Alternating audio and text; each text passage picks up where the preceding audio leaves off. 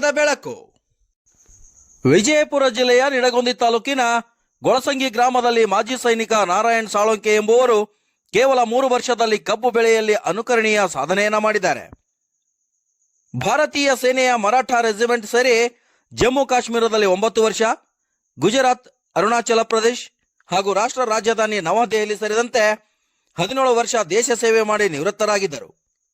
ಬಳಿಕ ತಮಗೆ ಪಿತ್ರಾರ್ಜಿತವಾಗಿ ಬಂದಿದ್ದ 11 ಎಕರೆ ಜಮೀನಿನಲ್ಲಿ ಸಾಂಪ್ರದಾಯಿಕ ಕೃಷಿಯಲ್ಲಿ ತೊಡಗಿದ್ದರು. ಈ ಹಂತದಲ್ಲಿ ತಮ್ಮ ಸುತ್ತಮುತ್ತಲಿನ ರೈತರು ಕಬ್ಬು ಬೆಳೆಯುವುದನ್ನು ಕಂಡು ತಾವು ಕಬ್ಬು ಬೆಳೆಯಲು ಮುಂದಾದರು. ಆದರೆ ಸಾಮಾನ್ಯವಾಗಿ ಕಬ್ಬು ಬೆಳೆಯುವಲ್ಲಿ ರೈತರು ಮಾಡುತ್ತಿರುವ ತಪ್ಪುಗಳನ್ನು ಅಧ್ಯಯನ ಮಾಡಿ ಸುಧಾರಿತ ತಾಂತ್ರಿಕತೆ ಅಳವಡಿಕೆಗೆ ಮುಂದಾದರು. ಸಾಲಿನಿಂದ ಸಾಲಿಗೆ 7 ಅಡಿ, ಸಸಿಯಿಂದ ಸಸಿಗೆ 1 ಅಡಿ ಅಂತರದಲ್ಲಿ ನಾಟಿಯನ್ನ ಮಾಡಿದರು. ಬಳಿಕ ನಿಯಮಿತವಾಗಿ ಪ್ರತಿದಿನ 30,000 ಲೀಟರ್ ನೀರು ಪೂರೈಸಿ ಪ್ರತಿ 10 ದಿನಕ್ಕೆ ಎಕರೆಗೆ 5 ಕೆಜಿಯಂತೆ 20 ಕೆಜಿ ಗೊಬ್ಬರ ಹಾಗೂ ಪ್ರತಿ 3 ತಿಂಗಳಿಗೆ ಒಮ್ಮೆ ನಿಗದಿತ ಪ್ರಮಾಣದಲ್ಲಿ ಲಘು ಪೋಷಕಾಂಶಗಳನ್ನು ಡ್ರಿಪ್ ಮೂಲಕವೇ ಪೂರೈಸಿದರು. ಇದರಿಂದ ಇತರೆ ರೈತರಿಗಿಂತ ಕಡಿಮೆ ಶ್ರಮ, ಮಿತ ನೀರು, ಕನಿಷ್ಠ ಪ್ರಮಾಣದ ಗೊಬ್ಬರ ಬಳಸುವ ತಂತ್ರಜ್ಞಾನದ ನಾರಾಯಣ ಅವರ ಪರಿಶ್ರಮ ಫಲ ನೀಡಿದೆ.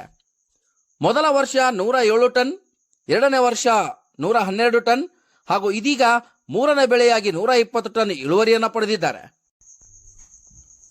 ಇನ್ನು ಈ ವಿಚಾರವಾಗಿ ಸ್ವತಃ ಜವಳಿ ಮತ್ತು ಕಬ್ಬು ಅಭಿವೃದ್ಧಿ ಸಚಿವರಾದ ಶಿವಾನಂದ ಪಾಟೀಲ್ ಅವರು ಪ್ರತಿಕ್ರಿಯೆ ನೀಡಿ, ಸಾಳೊಂಕೆ ಎಂಬ ನಿವೃತ್ತ ಸೈನಿಕ 6 ಎಕರೆ ಜಮೀನಿನಲ್ಲಿ ಕಬ್ಬು ಬೆಳೆಯುವ ಮೂಲಕ ಸಾಧನೆಯನ್ನ ಮಾಡಿದ್ದಾನೆ. 1 ಎಕರೆಗೆ 100 ಟನ್ಗಿಂತ ಹೆಚ್ಚಿನ ಇಳುವರಿ ಪಡೆಯುತ್ತಿದ್ದಾನೆ.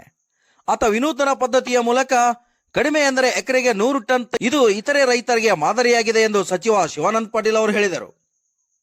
ವಿಶಿಷ್ಟ ತಾಂತ್ರಿಕತೆಯಿಂದ ಅಧಿಕ ಇಳುವರಿಯ ಕಬ್ಬು ಬೆಳೆದ ಪ್ರಗತಿಪರ ರೈತ ನಾರಾಯಣ್ ಸಾಳೊಂಕೆ ಇತರ ರೈತರಿಗೆ ಮಾದರಿಯಾಗಿದ್ದು, ಇನ್ನುಳಿದ ರೈತರು ಸಹಿತ ಈ ತರಹ ವಿಶಿಷ್ಟವಾದ ಪದ್ಧತಿಯ ಮೂಲಕ ಕಬ್ಬು ಬೆಳೆದು ಲಾಭ ಪಡೆದುಕೊಳ್ಳಲಿ ಎಂದರು. ನಾರಾಯಣ್ ಸಾಳೊಂಕೆ ಅವರ ತೋಟಕ್ಕೆ ಕೃಷಿ ಅಧಿಕಾರಿಗಳು ಭೇಟಿಯನ್ನು ನೀಡಿದರು ಮತ್ತು ರೈತರು ಕೂಡ ಉಪಸ್ಥಿತರಿದ್ದರು. Vajraksha news report, Mahboob Guntakal, Basavana Bagewadi. Average 100 ton ತೆಗಿತಾನೆ. ಎವರೇಜ್ 120 ತೆಗೆದ್ರು ಒಂದು ವರ್ಷಕ್ಕೆ 100 ಟನ್ ತೆಗಿತಾನೆ.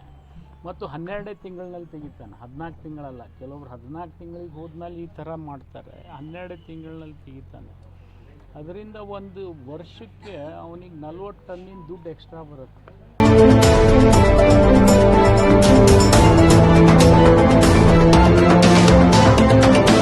ವಜ್ರಾಕ್ಷ ನ್ಯೂಸ್, ಇದು ಸತ್ಯದ ಬೆಳಕು.